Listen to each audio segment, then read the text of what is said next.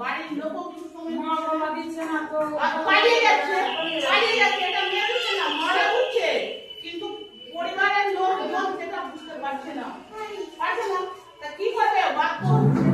কিন্তু এটাকে কিভাবে কন্ট্রোল করতে হবে জানো, আস্তে আস্তে করে ছেলে মেয়ের সাথে বন্ধুত্বের সমান মিশতে হবে। মেয়ে বউকে ঢোকে কখনো করা যাবে না।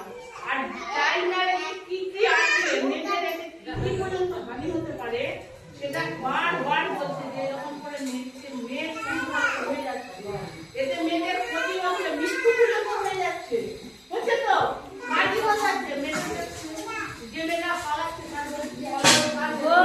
যার খাতে পালালো তার কি গেল না। সঠিক একটা বয়স আছে, যে বয়সে আছে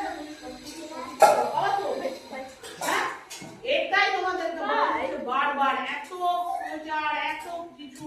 এই অফিস থেকে না করে আমি 10 থেকে 20 বার চলে আসলাম, কিন্তু তবুও সুধার হচ্ছে না।